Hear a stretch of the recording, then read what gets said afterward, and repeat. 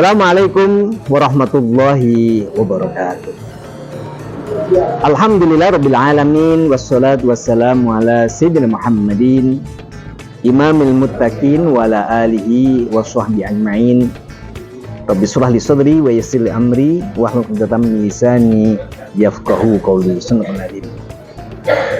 Pemirsa yang berbahagia, dalam satu kesempatan itu ada orang yang berpesan kepada anaknya, "Nak, besok kalau ibu sudah tidak ada, sudah meninggal dunia maksudnya, tidak usah dibacakan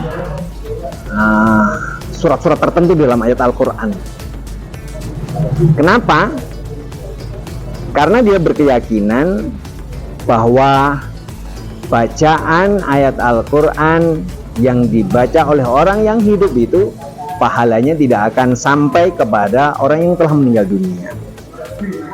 Padahal di kitab ini dijelaskan, yasilu sawabul Qur'anil Karim lil mauta, bahwa pahala membaca Al-Quran itu ternyata sampai kepada orang yang meninggal dunia. Wal adillatu ala dzalika katsiratun minha, banyak dalil-dalil yang menjelaskan tentang sampainya pahala membaca Al-Quran bagi orang yang meninggal dunia. An Abdurrahman bin Al-Ala, diriwayatkan dari Abdurrahman bin Ala, an abihi, dari bapaknya, qala, dia berkata, qala li abi, bapakku berkata kepadaku, ya bunayya, wahai anakku, idza ana mittu, apabila aku meninggal dunia, fa alhidni, maka kuburkanlah, masukkanlah aku ke dalam liang lahat. Fa idza wada'tani fi lahdi, kalau kemudian engkau telah meletakkan jasadku di liang lahat itu, fakul, maka bacalah bismillahi wa ala millati rasulillah. Ketika engkau meletakkan jasadku ke dalam liang lahat itu, maka bacalah bismillahi wa ala millati rasulillah. Summa syanna alayya sinan, kalau sudah selesai maka siramkanlah kepadaku dengan satu siraman. Summa qra, setelah itu bacakan inda ra'si bi Fatihatil Baqarati wa khatimatiha, kalau sudah engkau letakkan di dalam liang lahat dan engkau tutupi kuburanku itu, maka bacakanlah awal dari surat Baqarah, kemudian akhiran dari surat Al-Baqarah.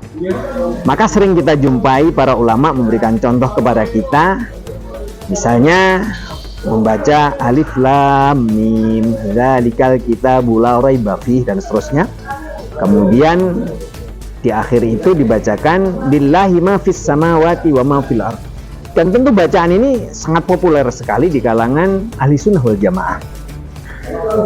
Ini menunjukkan bukti kepada kita bahwa ternyata membaca Al-Quran pahalanya itu sampai kepada orang yang meninggal dunia. Kenapa di sini dijelaskan bahwa fa inni sami'tu Rasulullah sallallahu alaihi wasallam yaqulu dzalika. Ketahuilah anak, bahwa sesungguhnya Rasulullah mengatakan yang demikian. Maka pemirsa yang berbahagia,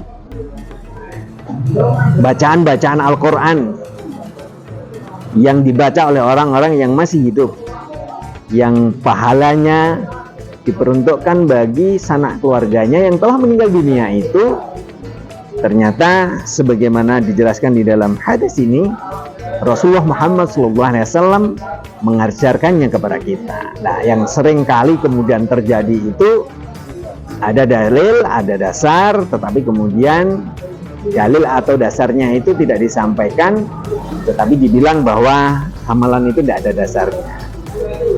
Bagi kita sebenarnya Bagi mereka yang percaya, ya monggolah silahkan dilaksanakan. Bagi mereka yang merasa ini tidak ada dasarnya, ya monggo, wong itu pilihan-pilihan kok. Kenapa? Yang kita khawatirkan bahwa kehidupan setelah kehidupan dunia ini ada satu stasiun yang namanya kuburan, di mana di kubur itu seseorang sedang menunggu datangnya hari kiamat. Maka kita pernah mendengarkan banyak cerita bagaimana ada ahli kubur yang kemudian disiksa oleh malaikat karena amalan-amalan yang dia lakukan ketika masih hidup di dunia. Dan cerita ini sangat populer, diriwayatkan dalam sebuah hadis Rasulullah Muhammad SAW sedang berjalan dengan para sahabatnya. Tiba-tiba Rasulullah SAW mengajak para sahabatnya untuk berhenti. Kemudian ada sahabat yang bertanya, wahai Rasulullah, kenapa kita berhenti di sini? Belum menyampaikan bahwa sedang ada dua penghuni kubur yang sedang disiksa oleh malaikat. Para sahabat penasaran, amalan apa yang menyebabkan orang ini yang kemudian disiksa oleh para malaikat? Rasulullah mengatakan, satu ahli kubur ini kalau ada tetangganya yang sedang berantem, maka dia provokasi. Jadi hati-hati bagi kita kalau melihat ada orang yang bertengkar, jangan sampai kita ini menjadi kompor begitu ya. Justru yang terbaik adalah bagaimana ketika orang dalam suasana yang hatinya panas itu kemudian ditenangkan, dinetralisir, kemudian diajak watawasau bil haqqi watawasau bis sabr gitu ya.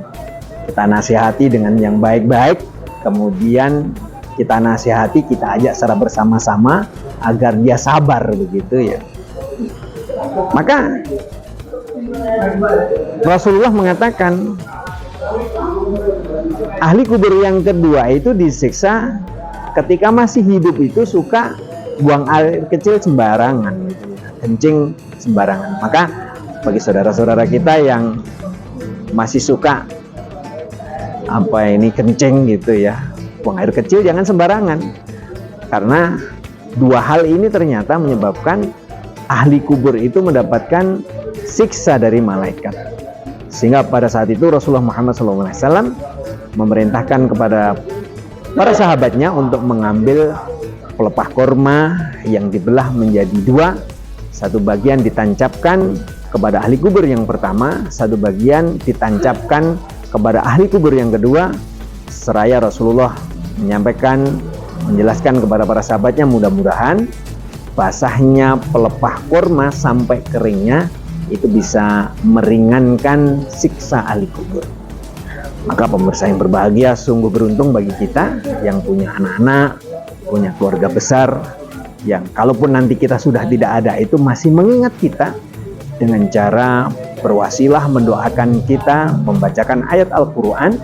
Harapannya mudah-mudahan dengan bacaan ayat Al-Quran yang dibaca oleh keluarga kita menjadi asbab kita ini mendapatkan rahmat dari Allah SWT. Mudah-mudahan kita semua diberikan dzurriyyatan thayyibah, keturunan yang baik-baik, yang selalu mengingat perjuangan orang tuanya, walaupun sudah tidak ada, mereka masih mengingat dan mendoakan kita semuanya. Mudah-mudahan kita mendapatkan yang semuanya. Mari kita berdoa kepada Allah, mudah-mudahan kita diberikan umur yang panjang, kesehatan, putra-putri yang soleh-solehah.